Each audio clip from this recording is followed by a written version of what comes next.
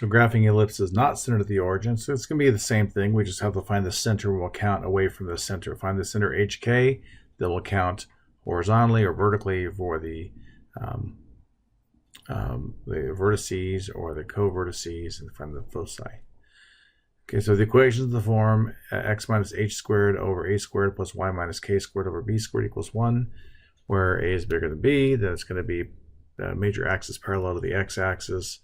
Coordinates of the vertices are h plus or minus a, comma k. Coordinates of the co-vertices are h, comma k plus or minus b.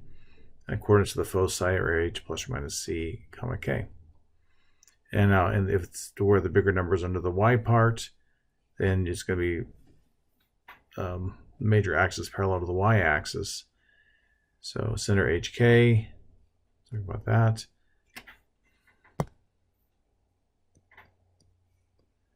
Coordinates of the vertices are, so it's going to be affecting the y part. The co-vertices affect the x part, and the foci will affect the y part. And we solve for c using the equation c squared equals a squared minus b squared. Plot the center, vertices, co-vertices, and foci in the coordinate plane, and draw a smooth curve. At least try to.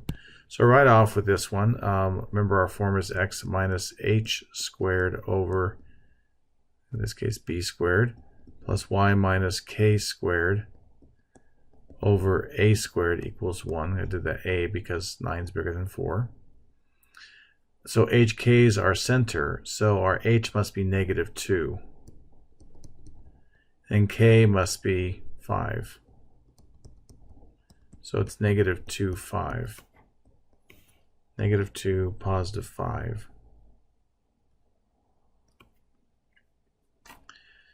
That's the center of this Tootsie Roll Tootsie Pop. And then our vertices, so our a squared is 9, so a must be 3. Our b squared is 4, so b must be 2. Okay, so we're going to be from 5, since it's going to be vertical as our major axis, we're going to go up 3, 1, 2, 3, down 3, 1, 2, 3. Those are our vertices. Vertex, vertex. And then we'll go to the right by 2. I'm trying to see what this graph is. 1, 2, I guess, is there. 1, 2 is there. So that's a co-vertex. This is a co-vertex. And so we're going to have this curve like this. Ellipse, something like this. Okay. And then we need to find the foci. So c squared equals a squared minus b squared. So c squared is going to be 9 minus 4, which is 5. So c is the square root of 5. And the square root of 5 is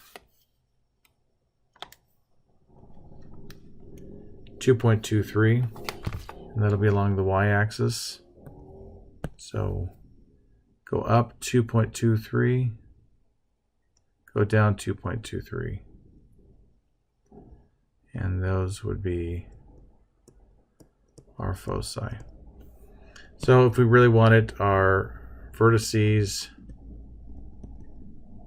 probably should have done this in earlier videos, we're at, what is that, 8. So it's at negative 2, 8, and negative 2, 2.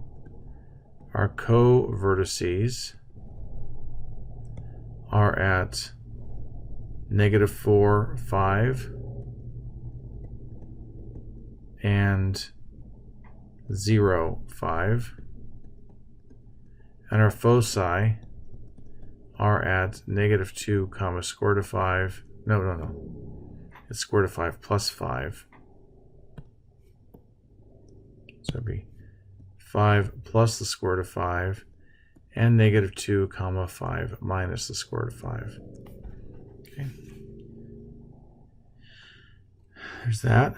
How to express the equation of an ellipse in general form into standard form. So recognize that an ellipse described by an equation such as this form is in general form. Rearrange the equation by grouping terms that contain the same variable. Move the constant term to the opposite side of the equation. Factor out the coefficients x squared and y squared in terms, coefficients of the x squared and y squared terms in the preparation for completing the square. Complete the square for each variable to rewrite the equation in the form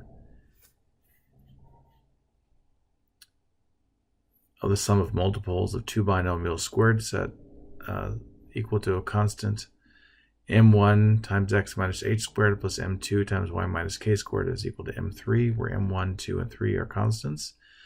Divide both sides of the equation by the constant term, that m3, to express the equation in standard form. Okay, so here we go. We're going to graph this one too. So we have 4x squared, I'm going to group terms, minus 40x plus 9y squared plus 36y equals negative 100. I move the 100 over. So let me factor out the 4 here. So it's 4 times x squared minus 10x plus some blank plus 9 times y squared plus 4y plus blank equals, sorry, I'm out of space there. Let me just rewrite this whole thing so I have more space. This just might cause havoc on those who want to print these notes. I guess didn't have to use such a massive graph. Okay, so we have 4 times x squared minus 10x plus blank plus 9 times y squared plus 4y plus blank equals negative 100 plus 4 times the first blank plus 9 times the second blank. So let me do this over again, or just repeat it. X squared minus 10x plus blank. That blank is half of 10, which is negative 5. I have a negative 10. It's negative 5. We square it, we get 25. Plus 9 times y plus 4y. Y squared plus 4y plus half of 4 is 2. 2 squared is 4. So plus 4 equals negative 100 plus 4 times 25. I really hope this is going to be, it'll be on the other side, okay. Plus 9 times negative 2. Sorry, 9 times 4, sorry. So what we have is 4 times x minus 5 squared plus 9 times y plus 2 squared equals 36. And we can divide everything by 36. And we're going to end up with x minus 5 quantity squared over 9 plus y plus 2 quantity squared over 4 equals 1. So our center is going to be at 5, negative 2. So 5, negative 2.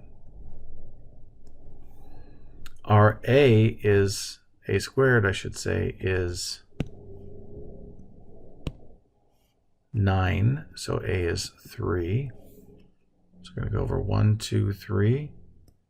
1, 2, 3. And these are the vertices.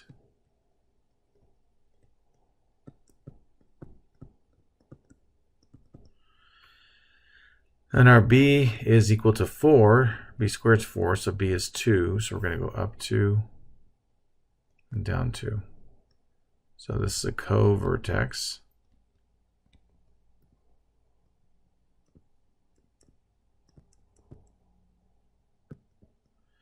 We can go ahead and graph that. We've got to find the foci. By the way, so our vertices are located at 2, negative 2, and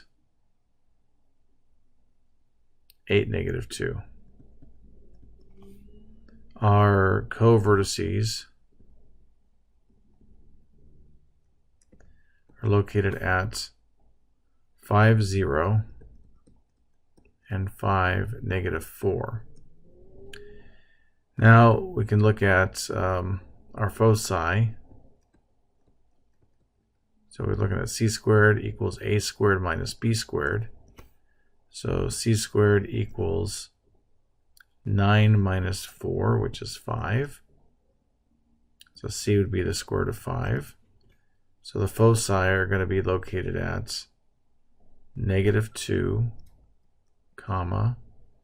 So our center there is 5. So 5 plus the square root of 5, and -2, comma 5 minus the square root of 5. So we saw earlier it was like 2.23. So from here, go over 2.23. So these are our foci. Okay. That was fun stuff. And I think we moved on to, the last video to do next. Okay.